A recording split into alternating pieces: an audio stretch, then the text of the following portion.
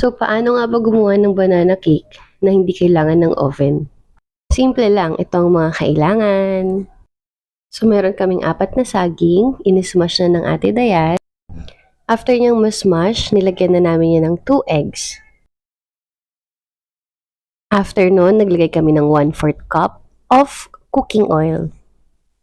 1/2 cup of sugar dahil matamis na ang saging. I-mix lang natin together and then nag-add ako ng vanilla extract. Optional lang ang vanilla extract. Kung wala kayo, pwede naman din nyo nalagyan. Naglagay na rin kami dyan ng 1 1/2 cup of flour and 1 teaspoon of baking powder pampaalsa. Naglagay din kami ng choco chips. Optional lang din. Kung wala, pwede namang hindi na. Pagkatapos nun ay haluin nyo nga lang. At pag okay na, pwede nyo na siyang isalin dito sa pan nyo. Naglagay pala ako dyan ng konting oil kasi baka dumikit pa siya. Wala kasi akong baking paper.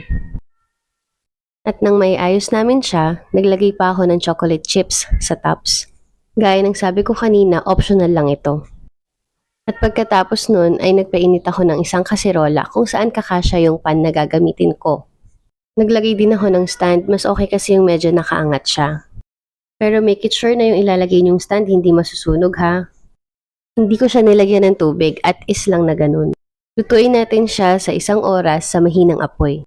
Tignan nyo nga naman ang mga bata kalat sa ating paningin pero laruan sa kanilang paningin. Pinaglaro ko nga muna siya dyan pero pamaya-maya ay naglinis na rin ako ng aming pinagkalatan. At matapos nga ang 1 hour, tadan! O diba, pwede palang mag-bake kahit walang oven. O paano mga mi? Salamat sa panonood. Bye-bye!